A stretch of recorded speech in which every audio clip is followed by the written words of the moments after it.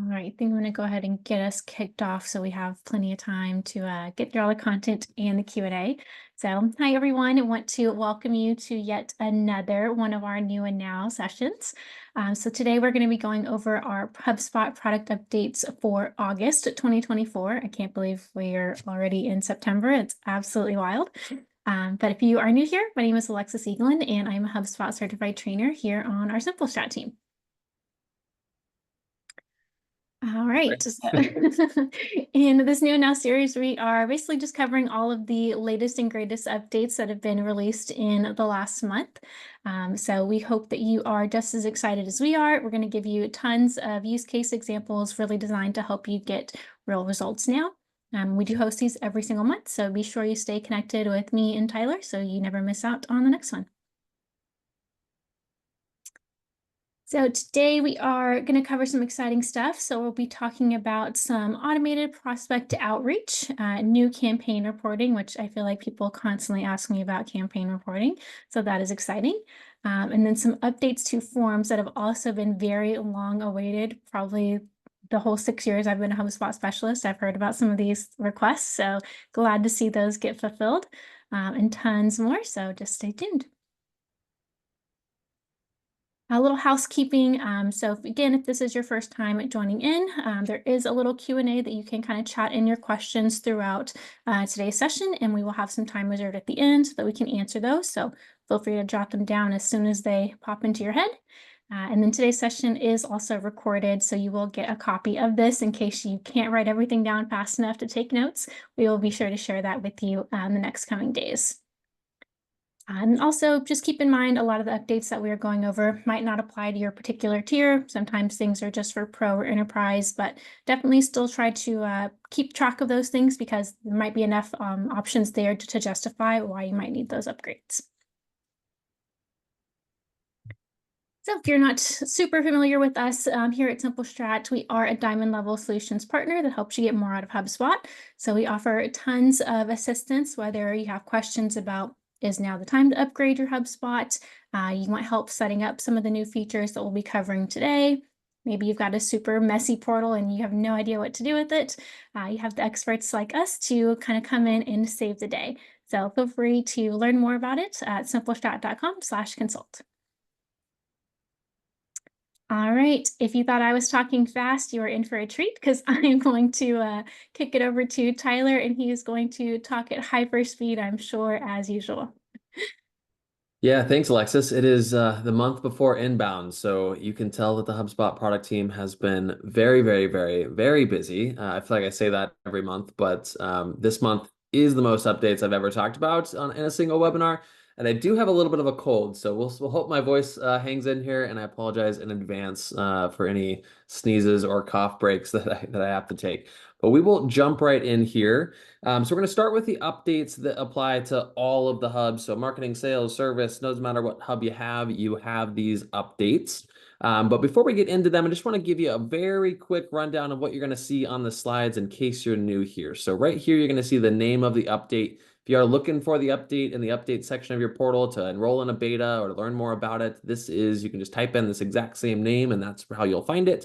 Then you're going to see the beta status. So is it in public beta? Is it in private beta? Or is it live? If it's private beta, you've got to request and they've got to authorize you to join it. Public beta, you're not enrolled automatically, but you can get in. Everybody can get in. And if it's live, it's already in your portal. And then the hubs that it applies to and the tiers. All right, so with that out of the way, the first update here is CRM and live validation on forms. So for a while now in HubSpot, on all the properties, you've been able to, or most of the properties, you've been able to put in rules. So for example, you want this property to only contain numbers, or you want this number property to only have up to 2 decimal places. Unfortunately, though, those rules only worked inside the CRM. So if a user in your CRM wanted to type in a number that didn't match the requirements, HubSpot wouldn't let them do it. But if somebody wanted to do it on a form, it would. So that is the change here. Now it applies those validation rules to the form, and it does that live. So they don't have to wait until they click submit to see that they have an error there. So nice user experience. There is a whole ton of use cases for this, but just a few to kind of get your wheels turning. So maybe you've got an order number that you're asking for somebody that's submitting a support inquiry. You want to know the order number that the inquiry is about. You might apply a rule that that's a number property with a minimum value and no decimal places to ensure that's a long enough number to match your order number structure. Maybe you're asking for a payment amount and a number property with only up to 2 decimal places.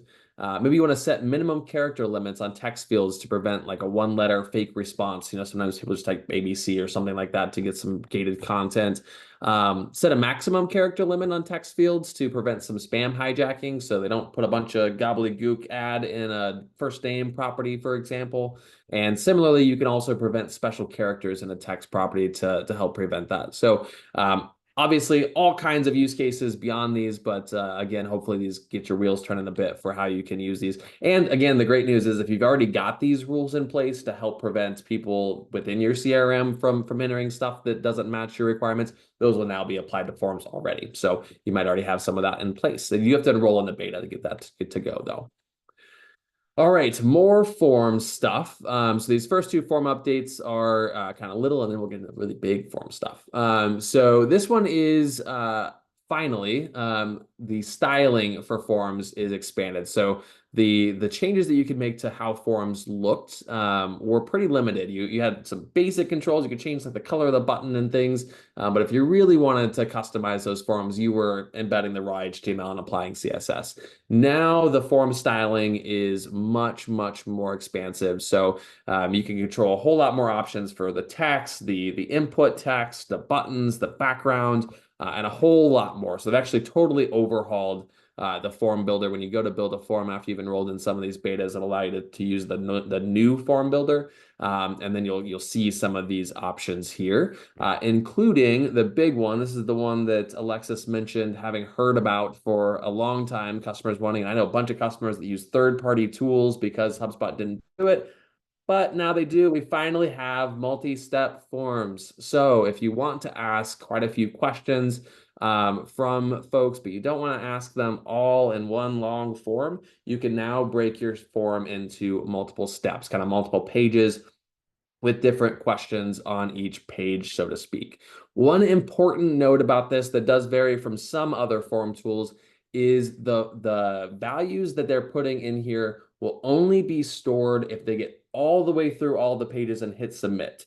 So you do still want to keep in mind, you don't want to ask for too much information, because if they put some stuff in page 1, put some stuff in page 2, and there's 4 more pages and they don't ever get to submit, you won't get that information from page 1 or 2. So keep that in mind. But there's still a lot of good use cases for using multi-step forms.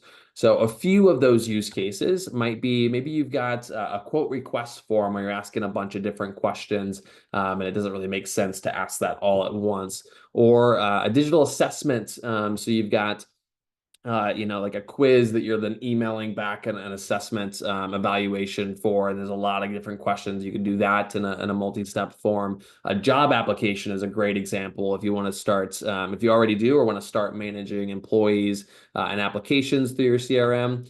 Customer onboarding forms, another example where we often are asking for a lot of information that can be overwhelming when you're looking at it all at once. And appointment request forms are another example of that. So again, another place where we've got all kinds of different use cases. And again, you might be using and paying for a third-party form tool to be able to get these multi-step forms already. And if you're doing that, now might be the time to look at maybe reducing that cost, getting rid of that tool, and moving everything back into HubSpot Forms now that we've got this. All right, so stepping away from forms for a minute, we'll be back. There are more form updates later, but there are some exciting updates with AI. So ChatSpot is HubSpot's kind of primary AI tool for a long time. And its first year or so, it kind of lived separate from HubSpot. You went to chatspot.com and did all of your ChatSpot stuff there. And they've slowly been bringing it into the CRM so you can use it more seamlessly with the other tools across HubSpot. So this is one example. They're calling it collaborate mode in ChatSpot. So just want to clarify, you're not collaborating with other people on your team in ChatSpot. You are collaborating with the AI tool. So there's a couple different things that you can do. So in this screenshot here, it's showing you one thing that you can do, which is you can type in this slash here and any rich text module across the HubSpot tools. And then you can pick an option. So you can pick like paragraph here. then ChatSpot will open and ask you, what would you like the paragraph to be about? And you can type in, whatever prompt you want to generate that text. Another thing that you can do is you can highlight any existing text in a rich text module, click the AI button in HubSpot, and then choose, there's a few options that'll come up. The bottom option is something else. And then you can give ChatSpot custom instructions for how to edit that text. So basically, it's similar to the AI tools that lived in HubSpot already. It's bringing ChatSpot in so that you can customize your prompts to a greater degree. Another integration that slightly involves AI is Adobe Express. So you can now use Adobe Express directly within HubSpot. You go into the file picker and you can choose Adobe Express. You do need an Adobe account. There are free accounts for Adobe Express. Some of the features do require a paid subscription though, so you can kind of play with that, or if you already have a paid subscription, you can leverage that. But you can edit images, generate new ones with AI. HubSpot or Adobe does have a lot of editing tools that are AI driven as well. So some of these on the page here, generative fill to fill in things on an image, easier ways to remove backgrounds and things like that, leveraging AI. So a nice little image editor and AI generator right within HubSpot using Adobe Express. We do have some additional permissions. So you'll see a lot of updates this month are really about kind of controlling what the users can do in your CRM, which is really key to having a healthy CRM with clean data, and also making sure that your CRM is secure and the folks that are using your CRM can only access and do the things that they should be able to access and do. So one of those first updates is new permissions for editing and deleting both CRM notes and one-to-one emails on activity records inside contacts and companies, deals and tickets. So you can control who can edit those emails and notes and who can delete those emails and notes. So again, just greater granular control over what folks can do. And that is available. A lot of the controls we're going to talk about today are enterprise or higher, but this one is available all hubs, all tiers. So everybody has access to these new permission levels. Another setting that was a little bit, I don't know, frustrating, I think, especially for folks with large teams. So for a while, you've been able to apply an unsubscribe link to one-to-one emails. So one-to-one emails are the emails that you send. Like if you open up a contact record and just email this contact or enroll them in a sequence, those are those one-to-one emails. And you've been able to turn on an unsubscribe link, which we recommend, especially with how much the email tools have kind of cracked down on their rules this year. But you had to do that user by user until now. So now you can portal-wide turn this on for everybody, so that everybody that's sending one-to-one emails will have those unsubscribe links. There's a couple different ways that you can include that with some different text prompts here. But the important one is being able to apply this to all the users so you can make sure everybody's in compliance with what you want there for those unsubscribe links. It is in private beta, so you have to request access, but anything that we're going to talk about in private beta, you can either go in and request access now, or you can wait for it to launch into public beta or live, which usually is in the next month or two. Especially with inbound, it's usually going to be pretty quick. Okay, this one is a big one. Usually we talk about exciting new things. This is something that they're taking away. It's not a huge deal in terms of like functionality, but it can cause some problems. So we want to make sure that you're aware of it. And what this is this is a sunset of some legacy properties. So some properties that HubSpot used to manage for you are now going away. So what those are is the became a inter-lifecycle stage here date. So the date somebody became a customer lifecycle stage, a marketing qualified lead lifecycle stage. So how this is going to work. These properties themselves aren't going away. They'll still exist. But starting on November 20th, they'll no longer get updated. So HubSpot for a while now has had new properties where instead of it's became a whatever stage, now it is date entered stage. So it sounds like a small difference, but there are some differences in how they function. So what's going to happen is that HubSpot will start migrating uses. So if you had in a workflow or a list became a customer date, HubSpot will replace it with date entered customer stage. And that will start in early October. You can opt out of this automatic migration up until September 27th. And then the full sunset is November 20th. And there are some alerts that you may see on like a contact record at the top in HubSpot. Now, how this is going to apply. So for most use cases, it's fine because HubSpot is going to migrate it for you. But there is a change in how these properties work that might be important for some of the places where you're using this. So what I recommend is preparing for this sunset prior to that migration starting in October. So this month in September, doing the following. So what we recommend is going into your settings, finding the became a lifecycle stage properties, and review the list reports and workflows they're used in. So if you click on the property, there's a used in tab. It'll show you all of the list workflows and list workflows and reports that that property is used in. And what you want to do is you want to assess whether the different behavior for the new properties will affect how people are joining that list, showing up on those reports, or entering into those workflows. So there's two changes to how the new properties work compared to how the old properties work. The first one is that the old property is auto-populated when the stage was skipped. So if somebody goes from lead to customer, and you've got marketing qualified lead, sales qualified lead, and opportunity in there, the old property would put a date into all of those properties. So the date that it became a customer, it would also put that date into all of the other properties. The new properties do not. Those will stay blank, and there will only be a property for date entered customer. So that may affect who gets added to a list or who gets enrolled in a workflow.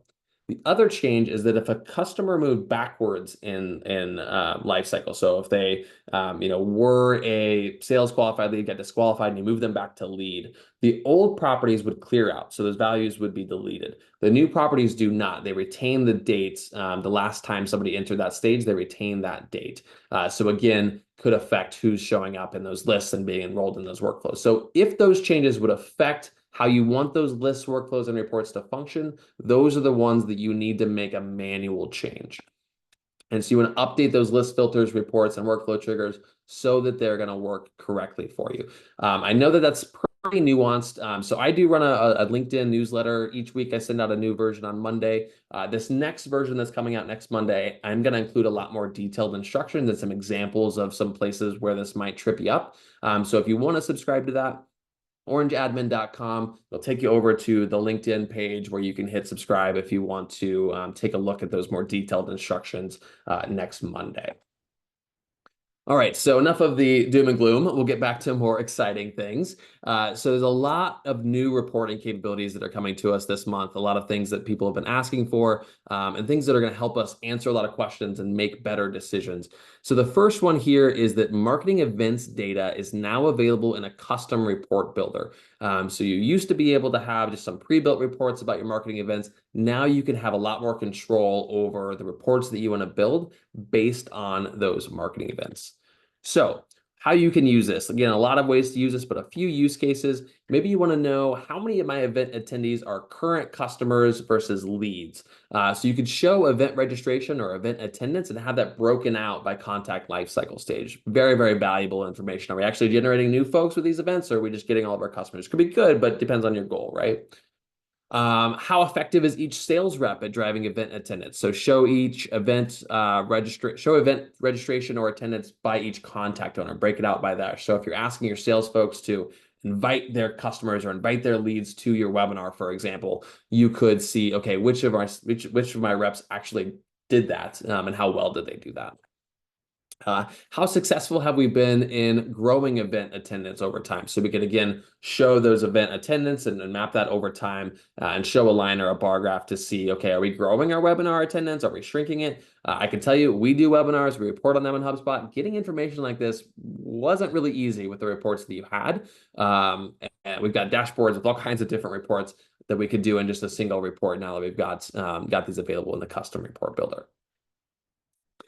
All right, viewing a company summary on records. We've been talking a lot about custom cards and cards that can be added to the middle pane of contact records and company records and deal records that really bring information together and make it easier to see information. This is a new card that HubSpot has released for the company record, and it is, I think it's going to be really, really helpful. It shows how they're kind of bringing together some of the AI tools and some of the expanded, the way they're thinking about expanding how easy it is to access different types of data in HubSpot into one nice consolidated place, which has been a big theme this year in HubSpot. I think this is going to save a lot of time for folks. So where this is going to show up is in the company record on the middle tab and the overview, on the middle pane in the overview tab. And if you do have enterprise and you have the ability to create custom tabs, you can also put the card on any of those custom tabs in the middle pane. So what this card is going to contain is a few different areas. So one is going to be a quick context area. This is a new property that you can that's manually filled in. So if there's like a specific, it's kind of like pinned, it's kind of like a pinned note, right? So if there's a specific thing that you want everybody to see when they first get to that company record, some sort of context that you want to make sure is clear, you can just fill in that property. It's a big text property. There's also an activity summary, which is an AI generated summary of all of your engagements with that company. There's a frequently contacted contacts. So the most frequently contacted contacts that you've reached out to or that have been reached out to on that company, you'll see those there. Company profile, so key details about lifecycle stage, aggregated deal amounts, recent deal close dates, products that they've recently bought or expressed interest in, key tickets. So recently created tickets by that company, and you can customize that section with specific filters. So if you want to see tickets, that maybe were about a specific product, or maybe tickets that were, didn't have a very good satisfaction score or something like that. Any sort of filter so you can see the tickets that you want to see at a glance. So again, nice way to consolidate that information and leverage a little bit of AI in there. Another thing that's been kind of a trend in HubSpot that I've been talking a lot about is about the ability to store highly sensitive data in HubSpot. And up until now, every time I've talked about this, I've had a little asterisk. So you can store more sensitive data in HubSpot, but you can't store this yet. You can store this now, but you can't store this yet. This, I think, is the culmination of HubSpot's expansion into storing sensitive data. We can now store what they call highly sensitive data, which does include full social security numbers, full bank account numbers.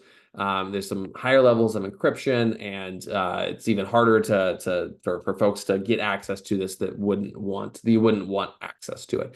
So you create these highly sensitive properties in HubSpot, and HubSpot will encrypt it, and even encrypt it when you're viewing a contact record. You only see like asterisks. So if you have like a social security property, I'll show you on the next slide here. It'll only show asterisks, and then you click view or show value, I think is what the button says, and then it will show the full number. But you can control who on your team can be able to click that button, and it also is added to your audit log, so you can see every time somebody revealed that information. So very, very secure. This is what it looks like here. Again, we've got those asterisks, and you click show value, and the folks that have permissions from the admin will be able to actually see that number then.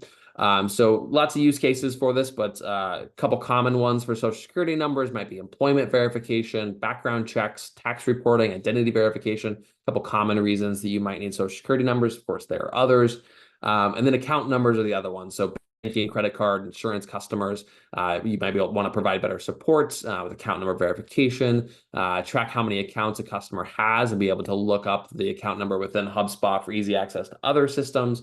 So again, just making it more seamless for your team and bringing all that information together for you on one platform, which is really the value of HubSpot in general.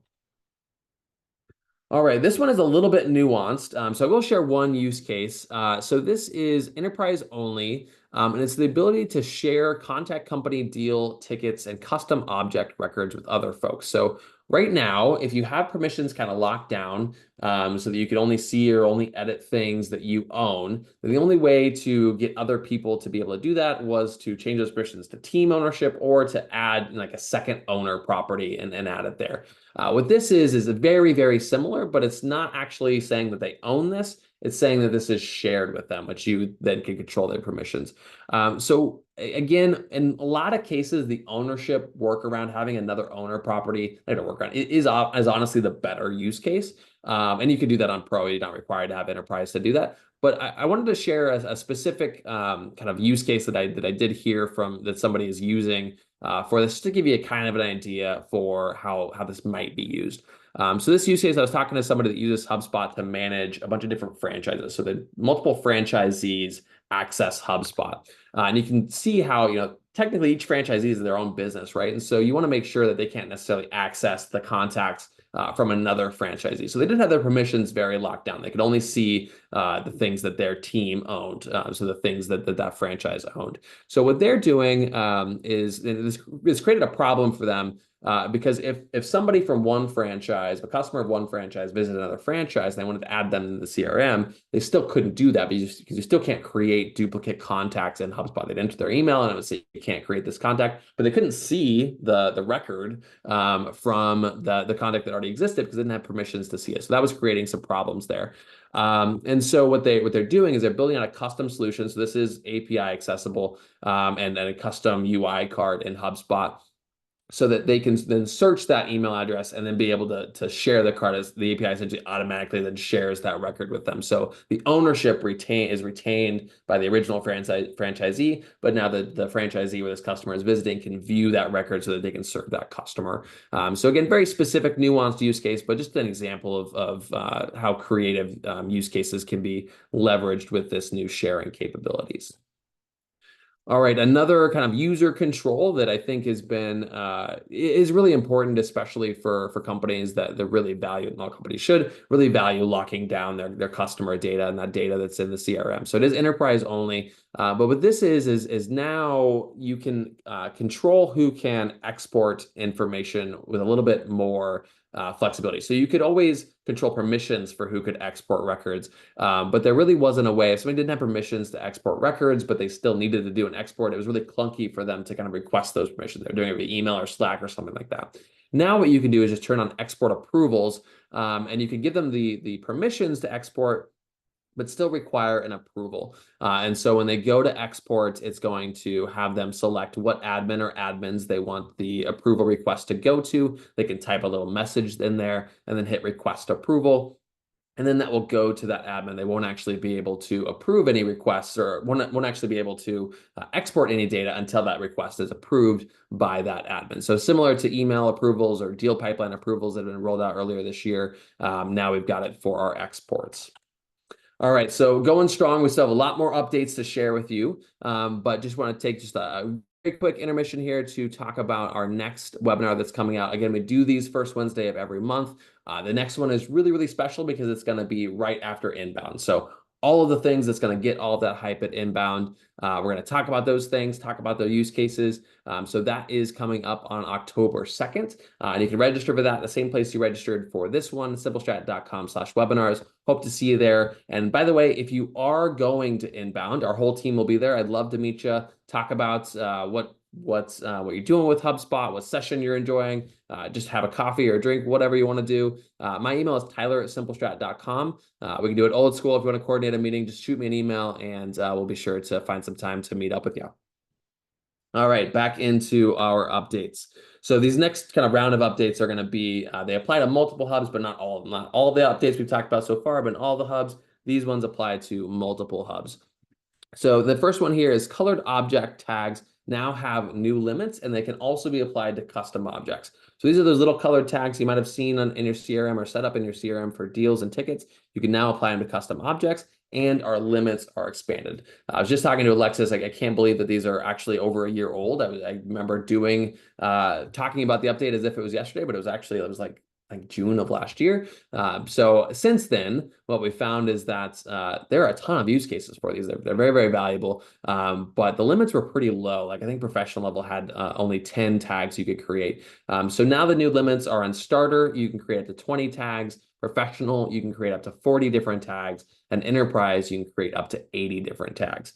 So just want to talk through some of those use cases in case you're like, well, I've got 10. How can I use these new limits? Here's some fairly common use cases that we've seen. So deals with no next steps, deals past their close date or deals with no close date, tickets outside of their SLA, stalled deals, large deals, deals with properties missing that would be required to close it. So if you've got, some properties that in order to move it to close one, they've got to fill these in. Maybe you want to ease that friction a bit and tell people before they're trying to move it to close one, some of those properties are missing. You could do that. Tickets from promoters or distractors based on their NPS scores, tag tickets from loyal customers, or tag deals from target accounts. So there's a ton of use cases for these for these tags, but hopefully these will again get those wheels turning. All right, back to our forms and exciting updates here. These ones, the other ones were available to everybody. These ones are only available to content, folks with content and marketing hub, content or marketing hub with a professional or enterprise tier. And this is conditional logic. So you've been able to do a little bit of conditional logic in HubSpot forms for a little while. This is that on steroids. So you can have logic that uses multiple fields. So if they answer this field this way and this field this way, then show this field. And you can also combine these with the multi-step capabilities that we talked about earlier to say, if the answer is this, just go ahead and skip a step or skip to this step over here. So you can combine those multi-step forms and conditional logic to create a very custom form that asks just the information that you need without kind of bogging down the visitor and the form submitter any more than is necessary.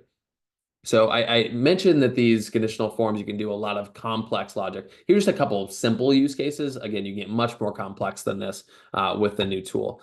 So you can ask questions based on persona. So you could ask, originally ask about their primary goal from a predefined list based on their job role. So if you ask about the job role, then maybe you've got predefined goals that that people in that job role have in relation to your product or service. So rather than having them have them type it out, they pick an option. They only see options that are likely to be relevant to them. It's easy to report on, easier for them to submit the form, et cetera, et cetera.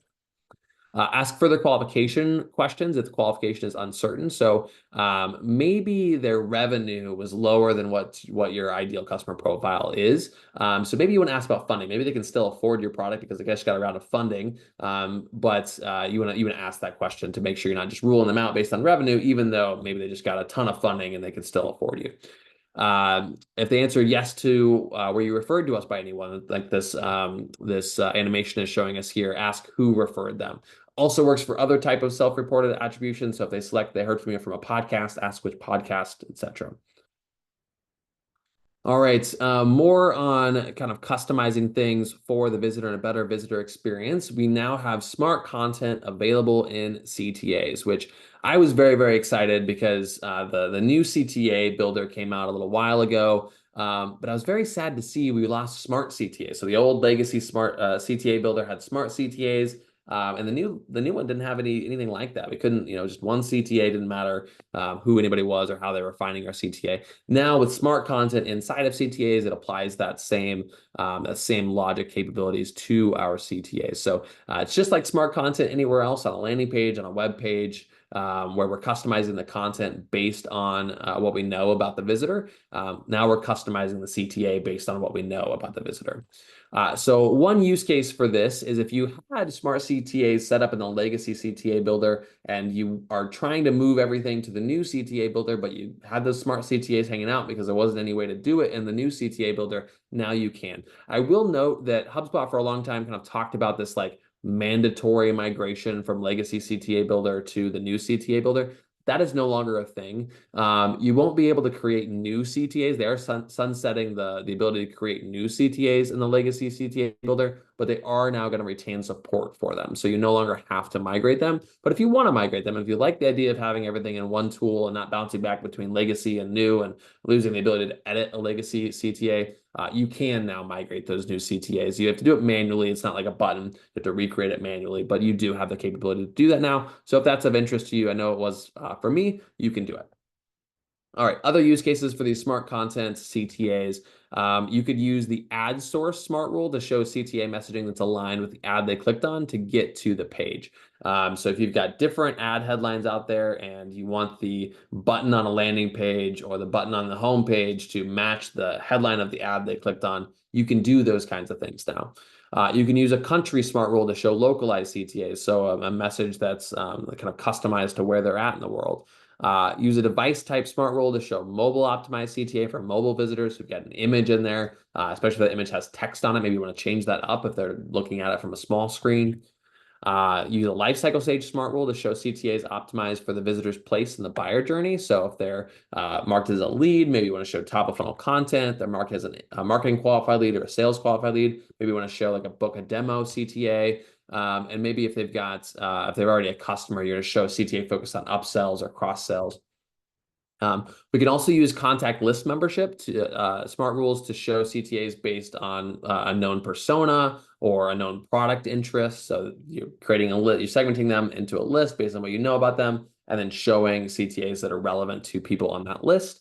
And you can also use a query parameter smart rule to show custom CTA messaging based on the link that they click to get to the page from your site, social, or QR code. So similar to that ad source rule, maybe if they clicked to go to your to go to a page from a certain product page, you want to show a CTA that's relevant to that product using query parameters, or from a social, an organic social post, maybe add a query parameter into that link that's on that social post to, again, customize that message. So it should increase conversions for you and create a much more seamless experience for your visitors. So lots of ways to use smart rules. And again, smart rules, if you haven't used these, you have these available in landing pages and web pages as well, if you want to customize content that isn't CTA. All right. New update to the calling tool. So this has been part of a series of updates that HubSpot's been making to the calling tool that really turns it from a pretty basic outbound calling tool to a more robust, kind of full-featured, I can actually use HubSpot phone system as my phone system. And so this one is the ability to transfer inbound calls and inbound and help desk. So it's available on sales and service hubs, which are the hubs that have calling, professional, or higher. So for an inbound call, you're able to transfer the call to anybody else that's assigned to that same phone number. It is inbound calls only right now. Kind of one of those updates that's like, oh, you couldn't do that before, and no, you couldn't, but now you can. If that's been a place that you've stubbed your toe in the past, you've got the capabilities. That's been a tool that's been kind of keeping you away from HubSpot calling. Maybe it's time to take a second look at it. Okay, big update that I think we're going to see a lot of people kind of experiment with and see what kind of impact it creates. The sequences is in private beta right now, but it's an update called dynamic sequences. And so what it allows you to do, the old sequences is you threaded automated emails and tasks to do manual actions like calls or send a LinkedIn request. You threaded those together in whatever order that you wanted, but everybody kind of took the same path. Now, what these dynamic sequences do, so the old CTA or old sequences still exist, you still can use them the same way, but this new capability is another option.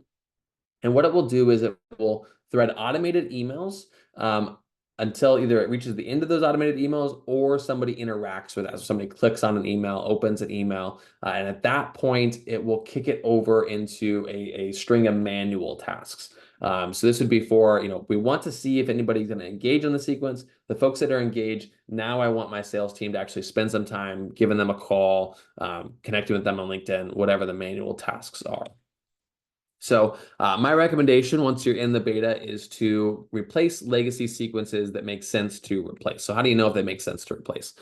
So take a look at those sequences that you're already using and look first for what email-only sequences could benefit from manual touches with engaged contacts. So a lot of times people have sequences that don't have any manual steps right now.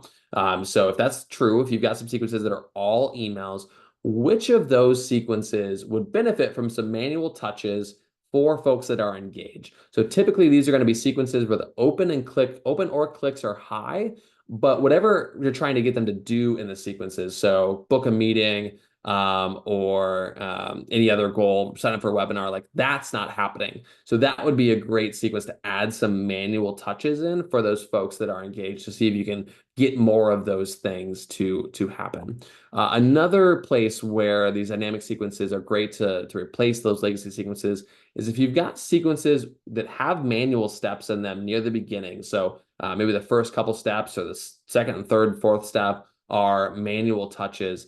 But the analytics show that those manual touches aren't really helping that much. That would be a great place to, let's see if we can have our sales team stop kind of wasting their time there. Let's see if we can engage them with automated emails first, and then have our sales team only focus those manual touches on the folks that have engaged.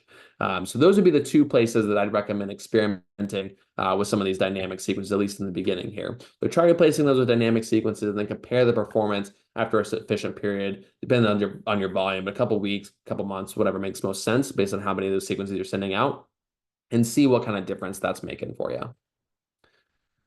All right, another new reporting tool for us is the ability to report on memberships. So HubSpot is giving us a new Analyze tab for memberships to track contacts, registration completion rates, and private contact access performance. And as part of this, HubSpot is also giving us a series of new properties that's going to automatically track some things about how members are accessing your content. So one of those properties is registration method. So it's going to help you understand how users are registering for your private content. Um, Another property is it's called member has access private content. So it's a Boolean property. It's 1 if a contact has ever accessed private content, and it's 0 if they haven't. So it's a 1 or a 0. Membership last private content access date. It's a mouthful. It's the date the last time somebody accessed private content. That would have been a better name. And then there's registered member. So it's another Boolean property. It's a 1 if the contact has registered for the private content, and it's a 0 if they have not. So some use cases really for those properties. The reports are kind of pre-built for you. It makes sense. Go to the Analyze tab, see that. But now we have these properties. There's some additional things that we can do to get some additional clarity that the pre-built reports that HubSpot giving us may not be giving us. So we can use them in workflows to send engagement emails to members that haven't accessed private content. So if they've got that 0 for not having accessed private content, we can send some emails to try to get them to access it. And as soon as they access it, we can use the workflow goal to pull them out of that drip sequence, drip campaign. We can send re-engagement emails to members that haven't accessed private content a certain amount of time. So we use that date, that the last time they accessed private content date, to say, okay, if it's been, I don't know, whatever makes sense, a month, 6 months, a year since they accessed private content, let's see if we can get them re-engaged in that private content. We can focus on recently active members for sales outreach and or nurturing. So we can use that same date property as a trigger to do some manual outreach, maybe for some sales folks okay, this person's been engaged with our private content. Can we get them to do anything else with us? We can report on the percentage of contacts within a segment that have registered for private content. So this QR code is a QR code to a LinkedIn post I did a couple weeks ago that talks about how to use those Boolean properties to show a percentage in reports. So if you want to see how many of our customers have registered for private content, or how many of our MQLs have registered for private content, or how many of them accessed private content from a percentage base, you can use those new properties to build those reports. And then you can also build custom reports for things like the most used registration method. You want to see what's working best there. So lots of different ways to use these new properties that HubSpot's given us to leverage that private content that is also a new tool, at least new and pro, for us to be able to do some new things for gated content and engaging visitors and leads. All right, getting into Content Hub, and I am going to speed up my pace just a little bit because I know we've only got about 15 minutes, and I want to make sure we've got time for questions. So Content Hub, we've got some new podcast tools available on Content Hub. So this one is the ability to use the transcript of a podcast to suggest titles, descriptions, and artwork. And you can do that either via the AI auto-generated transcript, or you can upload a custom transcript and get these suggestions for titles, descriptions, and auto-generate some artwork for that. So new ways to do those and speed up your podcast production efforts there. And new reporting capabilities for podcasts. So anybody running a podcast knows how difficult it is to report on podcast performance. There's a lot of different ways those podcasts go out into the world, and it's difficult to aggregate those things back into reports. It's one of the things that HubSpot does really well is aggregate things from other places and be able to build reports. So this is what's coming to the podcast tool. So it's going to show reports around audience devices. So the devices that they accessed the podcast from, episode plays, both from on your website and external sources, top episodes. So what episodes are most popular, what external platforms are most popular. So is Apple Podcasts more popular? Is it Spotify? What is it? Where in the world people are listening to your podcast, those listener locations. And then this last one only works for plays of your podcast episodes that are on your website, but which of your CRM contacts actually listen to your podcast? So tying that into your CRM data. So very, very helpful information to get there.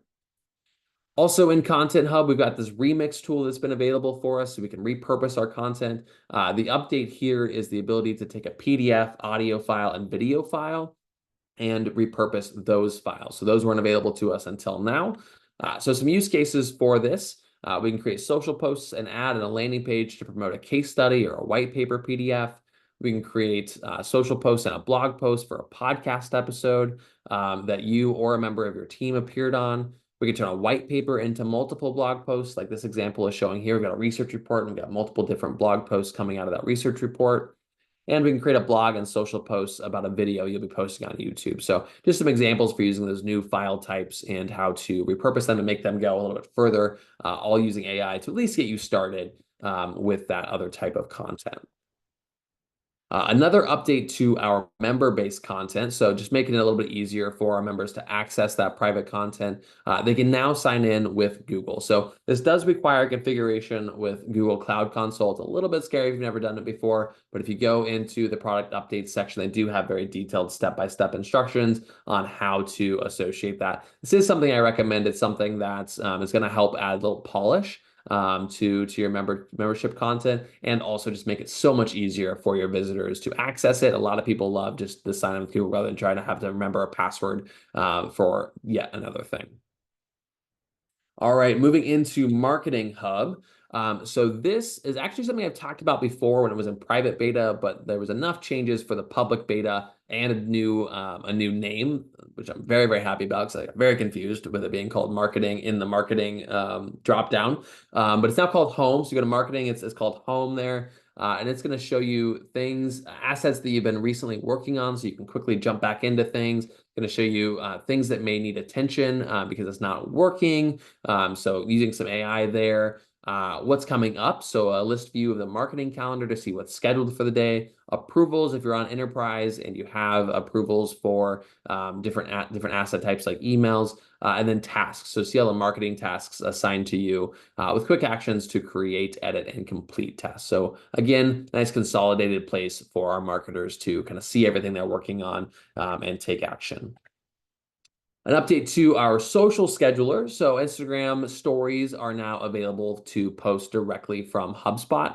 So if you select an Instagram account in your social scheduler and go to the Instagram tab, you will see a new option for content type. You can click story, and then you can upload an image or video there and publish it. Along with this, you'll now also be able to see story performance. So that's going to show up in your metrics. It'll show up after 24 hours, and it'll only show up for stories with more than 5 interactions, but you'll get a lot of data about how many people have interacted with a story and how well that story has performed.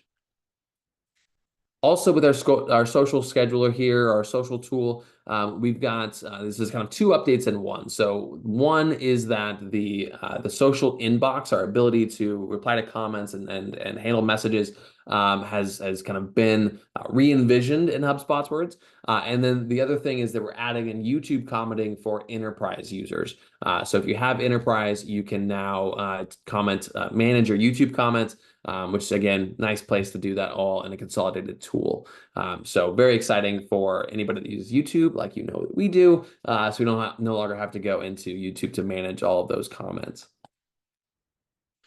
All right, another reporting tool, and this one is for our campaigns. That was something we teased at the beginning, and I think this and the next update that I'm going to talk about for campaigns, both going to be really, really big in leveraging the campaigns tool in bigger ways. The campaigns tool, if you're on professional, I think it felt like a good start, but it did always, to me at least, feel like something was missing. Like I need to be able to report on this a little bit more granularly, a little bit more customizable, and that's what we've got now. So our primary campaigns data is now a source. So our primary campaigns is now a data source available in the custom report builder. So very similar to some of those other updates that we talked about.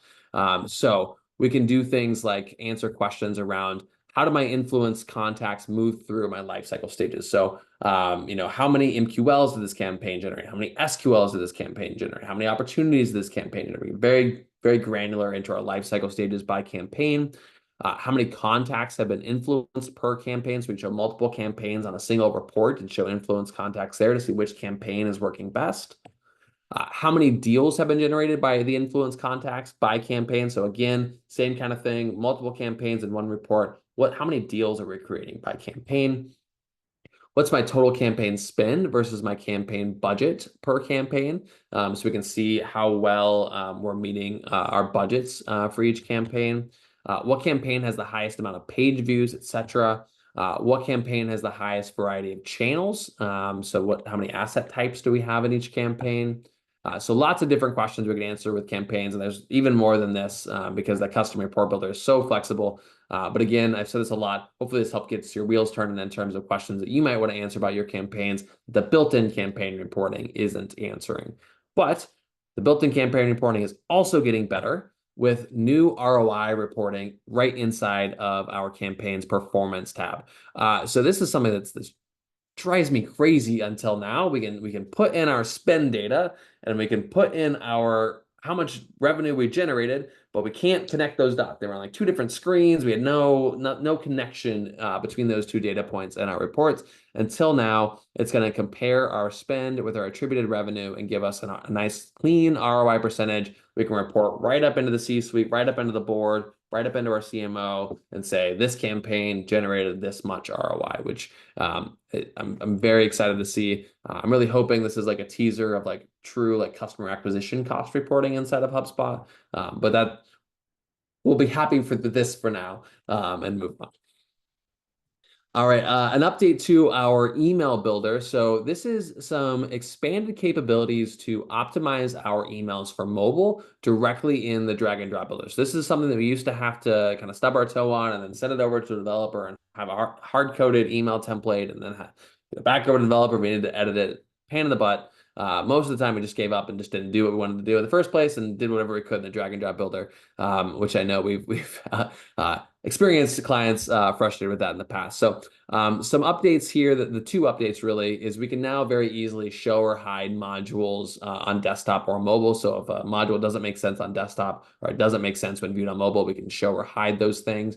And we can also have a lot more control over how our columns stack for mobile. So used to be if you had a left column and a right column and that was being viewed on mobile, boop, and that was it. You didn't have any control over it not going boop.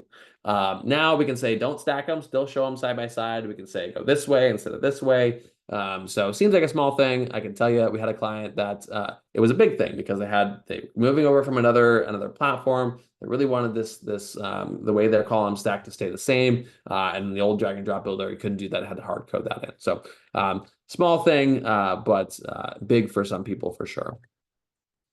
And then another reporting update for us. So this is available in enterprise. Enterprise customers for Marketing Hub have been able to create multi-touch attribution reports for a while now. But I'll be honest, these reports are hard to build if you don't know what you're doing, and even if you do sometimes, like it's really hard to figure out how to build these reports. So what HubSpot is doing is they're taking these reports and they're putting them and making them available in the marketing analytics suite. So those are a bunch of pre-built reports about marketing performance that exist on the reporting tool. So now they're putting some multi-touch attribution reports in there. So for one, we're going to have some multi-touch attribution reports already created for us. And for two, even if those pre-built reports aren't exactly what we need, they're a lot easier to customize. It's a lot easier to customize an existing report than it is to start from scratch. So if they're close, we've got kind of a lighter weight report editing experience to be able to just switch a couple drop downs and get what we need. So you still have all the same old multi-touch attribution reporting custom that you could build. Those still exist on the report builder, but now you've got a starting place also in the marketing analytics suite if you're on enterprise. All right, moving into Sales Hub, we've got one update for Sales Hub. We had a lot of updates that applied to Sales Hub in the All Hub updates and the multi-hub updates, but only one that is Sales Hub specific, but man, is it big. So it is the prospecting agent. So if anybody follows HubSpot co-founder and CTO Dharmesh Shah on LinkedIn, you might know that his pet project recently has been building these AI agents. He's got a whole website for building AI agents and a whole bunch of AI agents that he's built out. AI agent is something that automates a task very specifically so that it can do it well and learn and get better and things like that. And this is the first time we're seeing Dharmesh's pet project merge into HubSpot. It's not the first pet project of Dharmesh's we've seen merge into HubSpot. ChatSpot started as a Dharmesh pet project, then became big, and now we're talking about it being embedded into HubSpot. now we've got this prospecting agent coming in. So what this is truly automating prospecting, which you might have opinions on that, yay or nay. But if your opinions are yay, this is a big yay. So this literally automates the initial touches from prospecting. So you can in the private beta, it's only manual. So you have to manually say what contacts you want to pull into this tool. But as it releases live, you will literally just be able to set some filters, and any contacts that meet those filters, like anybody that maybe hits MQL and meets a certain criteria, automatically gets pulled into this.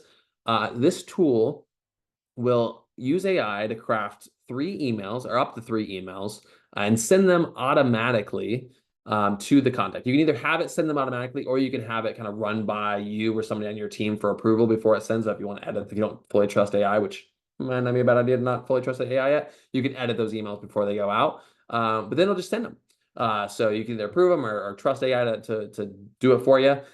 You'll create a custom prompt for each email, and you can personalize that based on the CRM data. You can personalize it based on historical interactions you've had with that contact or things you know about that company that you've stored in notes.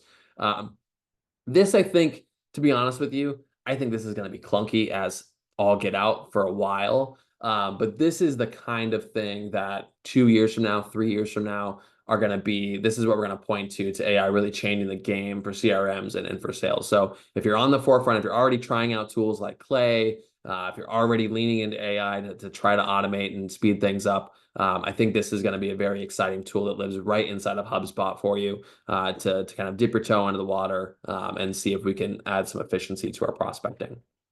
All right, Service Hub. 3 or 4 quick updates, and then we'll open it up to questions. I'll stick around for a couple extra minutes if people want to hang around for questions. So we've got a new summary tab for our help desk. We can easily see our latest team metrics and updates across help desk right in one consolidated place. So again, that theme of consolidating information and allowing us to see a lot more information and more helpful information right at a glance. And this one is for our help desk and Service Hub. Also have new capabilities to search for tickets. So now the message and comments that have been stored in tickets, messages and comments that have been stored in tickets are searchable. So we don't have to know the name or a property value to find a ticket. We just know this contact said this in the message, or somebody commented this. We can type that in and find that ticket real quick. And then last but not least, we've got a new company property for recent ticket sentiment. So this will aggregate all ticket sentiment from contacts that are either currently open or have been open in the last 7 days across the company. So contacts associated with the company, aggregates them into one single property so we can see, okay, we got some tickets from this company. Are people mostly positive? Are people mostly negative? How are we doing? I think it's going to be exciting to combine this with the new company health tool that HubSpot has and really be able to get a good idea on how happy our customers are. All right. I know that was a lot. Thank you for hanging in with me. Again, I think we've only got a couple questions, but I'll hang around for as long as we need to answer those. And hopefully we'll see you next time on October 2nd to talk about all of the exciting new things inbound if you do have to hop off. But for now, we will pass it off to Alexis for our questions.